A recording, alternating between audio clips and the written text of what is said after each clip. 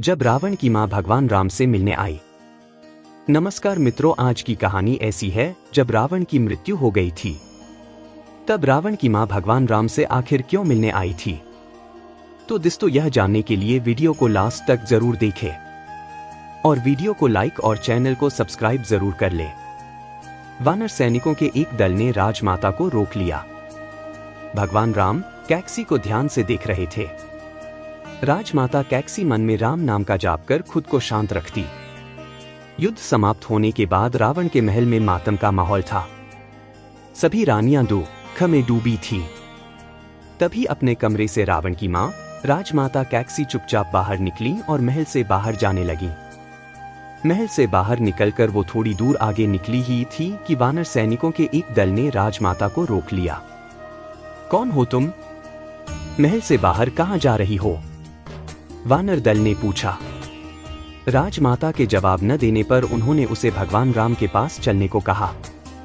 भगवान राम सभी लोगों के बीच बैठकर कुछ विचार विमर्श कर रहे थे। वहां लक्ष्मण और रावण के भाई विभीषण भी साथ बैठे थे। राजमाता कैकसी को देखते ही विभीषण चौंक गए और चौंकते हुए पूछा, मां, आप यहां? लक्ष्मण हैरान होकर विभीषण की मां को देख रहे थे।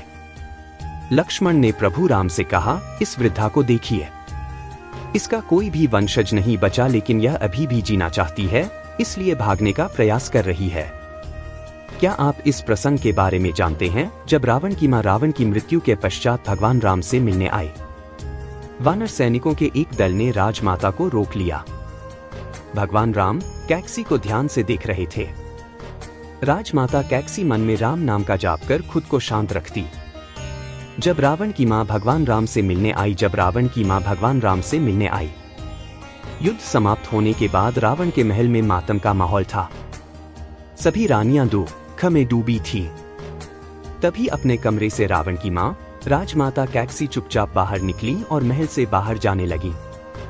महल से बाहर निकलकर वो थोड़ी दूर आगे निकली ही थी कि वानर सैनिकों के एक दल ने राजमाता को रोक लिया। कौन हो तुम? महल से बाहर कहां जा रही हो? वानर दल ने पूछा।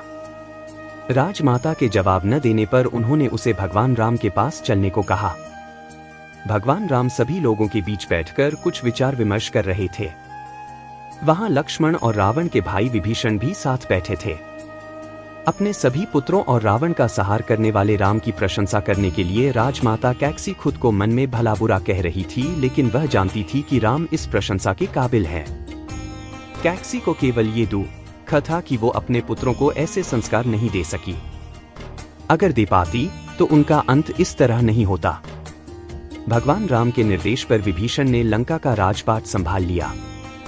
राजमाता कैकसी अपने पुत्रवधुओं के साथ लंका की जनता की और उन लोगों की सेवा में लग गई जिन्हें रावण की वजह से कष्ट भोगना पड़ा था। राजमाता कैकसी मन में राम नाम का जाप कर खुद को शांत रखती। प्रभु राम का नाम उन्हें आगे के जीवन के लिए प्रेरित भी करता। एक दिन उन्हें भगवान राम के सरयू नदी में जल समाधि ले लेने की खबर मिली। खबर सुनते ही उनकी आंखों से आंसुओं की धारा बह निकली। मन यह सोचकर विलाप करने लगा कि अब उन्हें कौन इस दुख से उबारेगा, अब कौन उन्हें प्रकाश दिखाएगा। कैकसी व्यथित थीं, लेकिन फिर भी उन्होंने संन्यास नहीं लिया, बल्कि प्रजा की सेवा करती रहीं और अपने राजमाता होने का मर्यादा धर्म का पालन किया। आखिरी सांस तक वह राम नाम का जाप करती रहीं। मृत्यु के नजदीक आते ही क्या बदल जाता है व्यक्ति का स्वभाव, जाने इस प्रेरक कथा से। राजमाता कैकसी को देखते ही विभीषण चौंक गए और चौंकते हुए पूछा, मां, आप यहां? लक्ष्मण हैरान होकर विभीषण की मां को देख रहे थे। लक्ष्मण ने प्रभु राम से कहा, इस वृद्धा को देखिए, इसका कोई भी वंशज नहीं बचा, लेकिन यह अभी भी जीना चाहती है, इसलिए भागने का प्रयास कर रही है। जानिए हनुमान जी और भगवान श्री राम के पहली मुलाकात की अद्भुत घटना। भगवान विष्णु के अवतार वराह का पुत्र होने के बावजूद नरकासुर दुष्ट कैसे बन गया? जानिए कौन है भगवान विष्णु और मां लक्ष्मी के पुत्र एकवीर। बेहद दिलचस्प है एकवीर के जन्म की कथा। क्या आप जानते हैं कि श्री कृष्ण के कितने बेटे थे? श्री कृष्ण ने कई बार धरा था किन्नर का रूप। जानिए उन्होंने ऐसा क्यों किया था।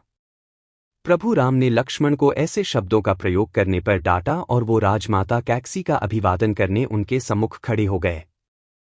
भगवान राम कैकसी को ध्यान से देख रहे थे। बुजुर्ग कैक्सी बेहद दुबली-पतली थी। उनके सफेद रेशमी बाल थे जो अच्छी तरह गुंथे हुए थे। उन्होंने सुंदर वस्त्र पहन रखा था और हाथ-पांव एक महारानी के समान नाजुक थे। आखिर वो लंकापति रावण की मां थीं। भगवान राम राजमाता कैक्सी की मन स्थिति को समझने का प्रयास कर रहे थे। फिर प्रभु राम ने विनम्रता से कहा, राजमाता, इन सबके व्यवहार के लिए मैं क्षमा मांगता हूं।